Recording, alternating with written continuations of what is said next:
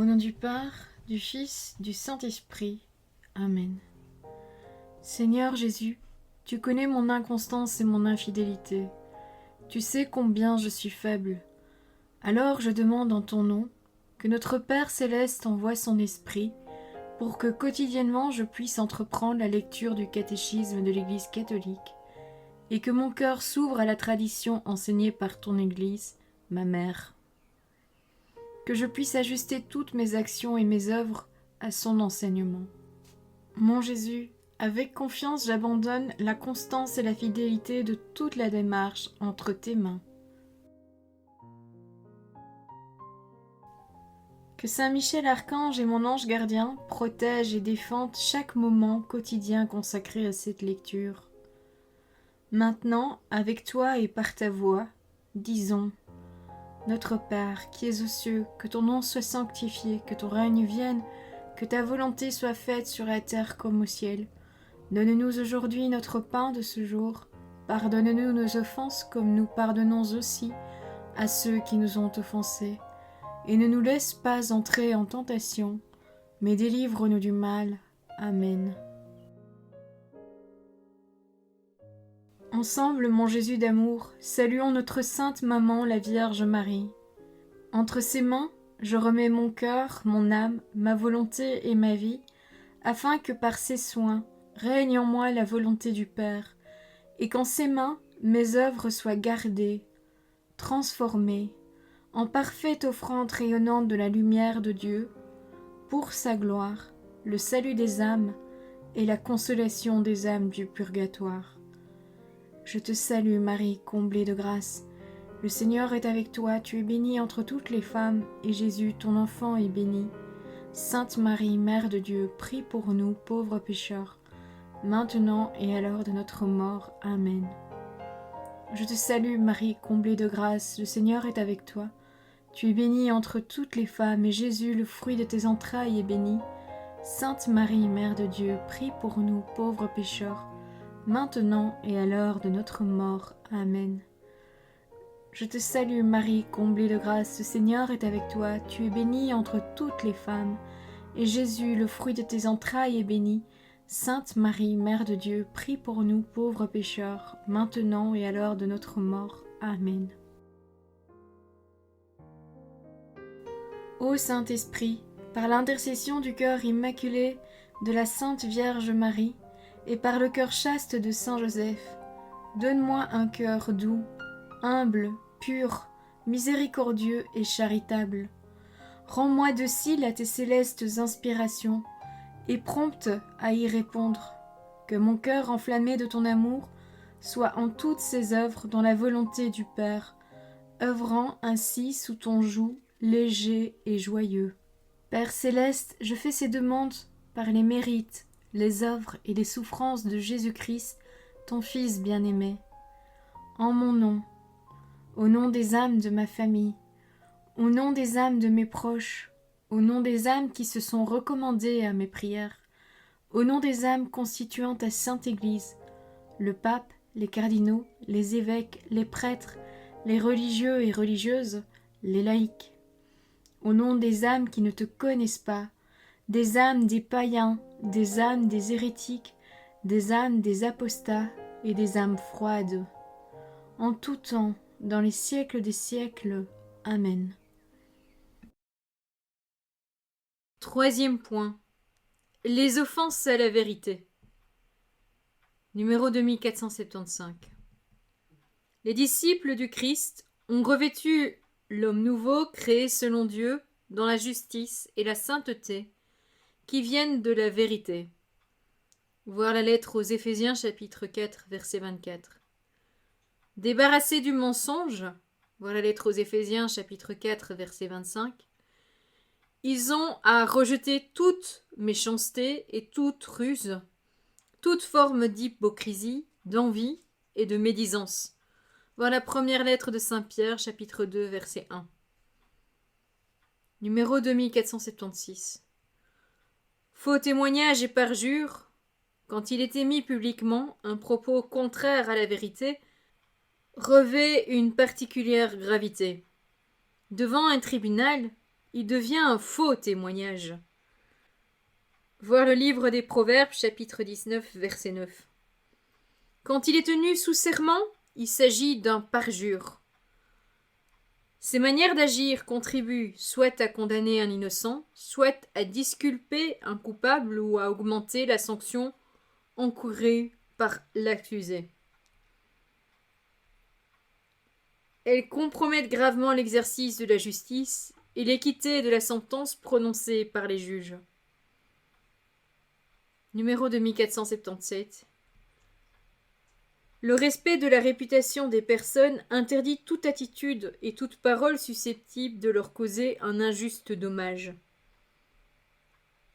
Se rend coupable de jugement téméraire celui qui, même tacitement, admet comme vrai sans fondement suffisant un défaut moral chez le prochain. De médisance celui qui, sans raison objectivement valable, dévoile à des personnes qu'il ignore des défauts et les fautes d'autrui.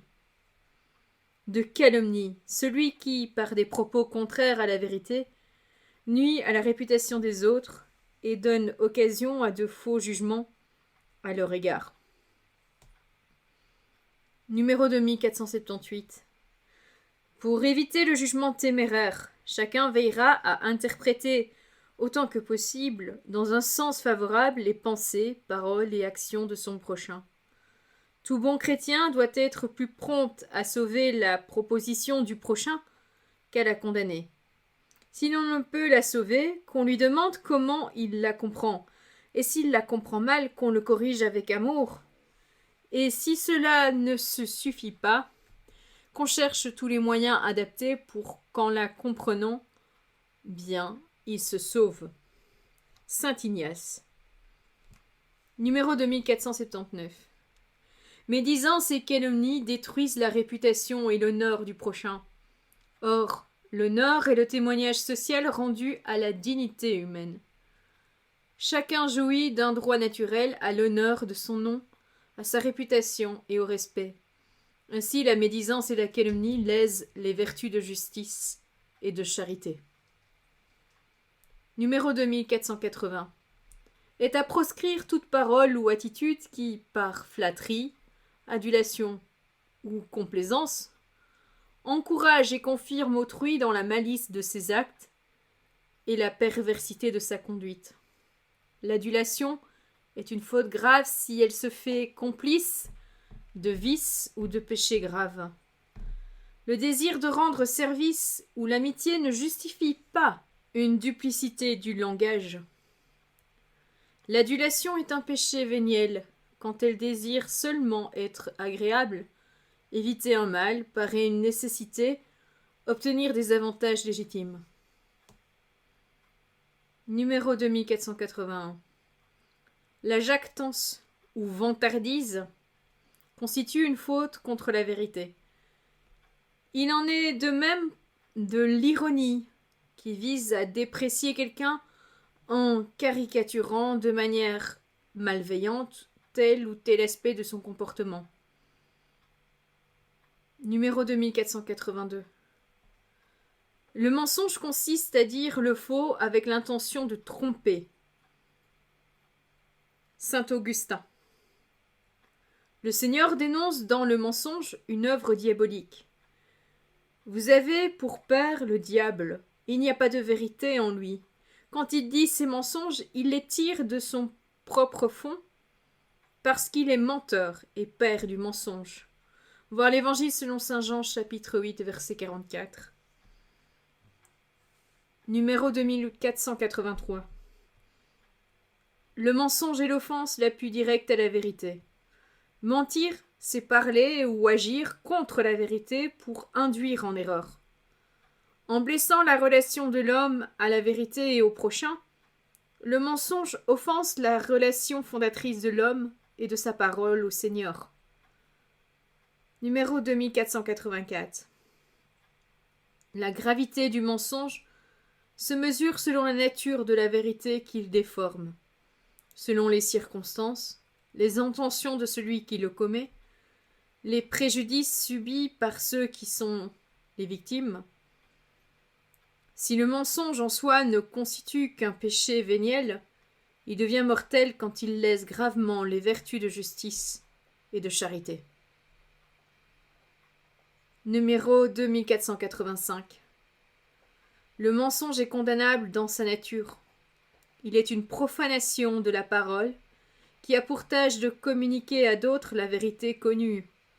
Le propos délibéré d'induire le prochain en erreur par des propos contraires à la vérité constitue un manquement à la justice et à la charité. La culpabilité est plus grande quand l'intention de tromper risque d'avoir des suites funestes pour ceux qui sont détournés du vrai. Numéro 2486. Le mensonge, parce qu'il est une violation de la vertu de véracité, est une véritable violence faite à autrui. Il l'atteint dans sa capacité de connaître, qui est la condition de tout jugement et de toute décision. Il contient en germe la division des esprits et tous les maux qu'elle suscite. Le mensonge est funeste pour toute société. Il sape la confiance entre les hommes, déchire le tissu des relations sociales. Numéro 2487. Toute faute commise à l'égard de la justice et de la vérité appelle le devoir de réparation, même si son auteur a été pardonné. Lorsqu'il est impossible de réparer un tort publiquement, il faut le faire en secret. Si celui qui a subi un préjudice ne peut être directement dédommagé, il faut lui donner satisfaction moralement au nom de la charité. Ce devoir de réparation concerne aussi bien les fautes commises à l'égard de la réputation d'autrui.